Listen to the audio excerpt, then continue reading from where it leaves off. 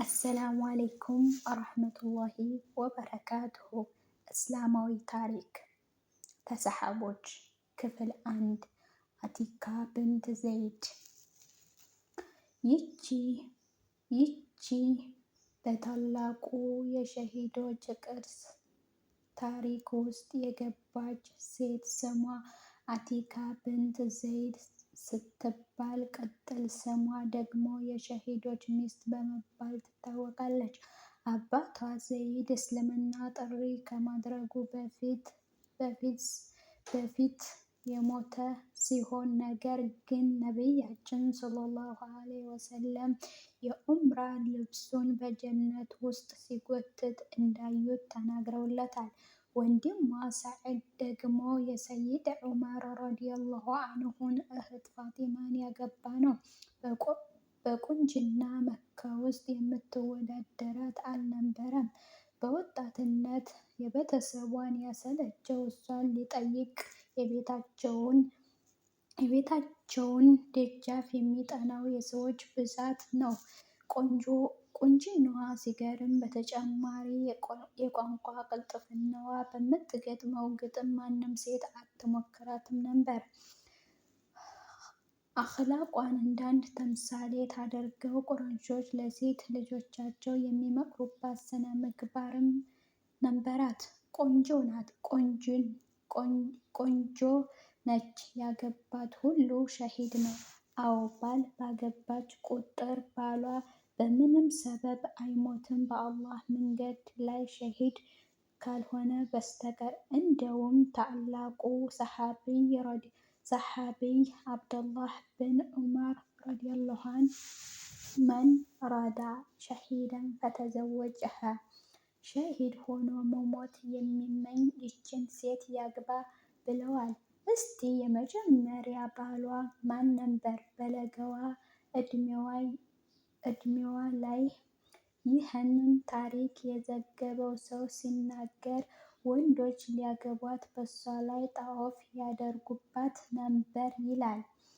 ሁሉንም ወንዶች አሸንፎ እድሉን ያገኘው አብደላህ ነበር፣ የሰይድ አቡበክር ስዲቅ ልጅ። አብደላህ ይችን ልጅ ካገባ በኋላ ይቀየራል፣ ከአጠገቧ አይርቅም። ከኢባዳው ከንግድ ስራው እንዲሁም ከአባቱ ሳይቀር በሷ መሽቁል ሆኗል። ይኸውም አባቱ አቡበክር ስዲቅ ጠርተው እስተተቆጡት ድረስ ነበር።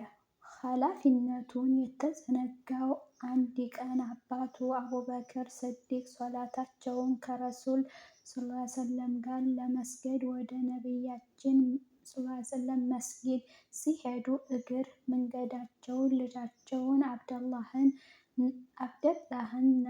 አብረን እንሂድ ብለው አስነሱት። አብደላህም መንገድ ከመጀመሩ በፊት ሚስቱን ሊሰናበታት በበሩ ስር ሆኖ የፍቅር ቃላቶችን እየነገራት ሳለ አባቱ አቡበክር ስዲቅ ትተውት መንገዳቸውን ወደ መስጂድ ያቀናሉ። አቡበክርም ረዲየላሁ ዐንሁ መስጊድ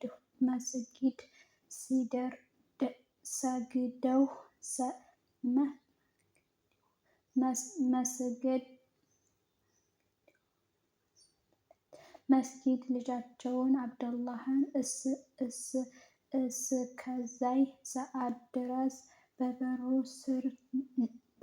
ስር ጣፋጭ ንግግር ከሚስቱ ጋር ሲለዋወጥ ይደርሱበታል። አባቱም ተደናግጠው ሶላትህን ጀማዓ አደረግክ እንዴ? በማለት ይጠይቁታል። ተሰገደ እንዴ? በማለት መልሶ ይጠይቃል።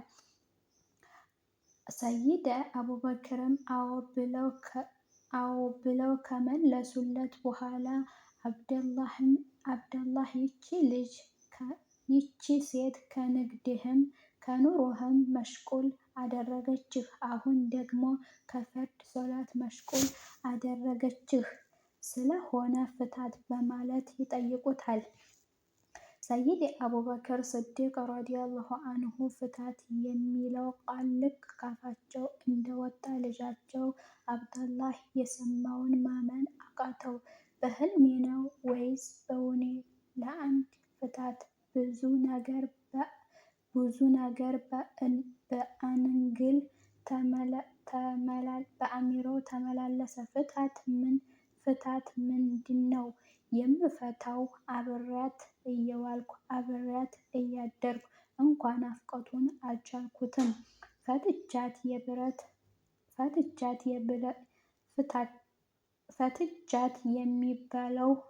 የሚባለው የብረት አጥር ሲለያየን ምን ልሆን ነው?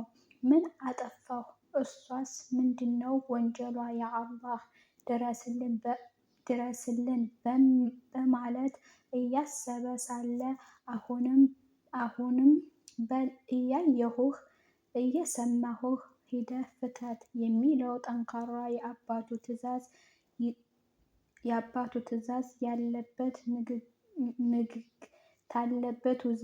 ካለበት ውዝግብ ውስጥ ያነቀዋል። ይቀጥላል።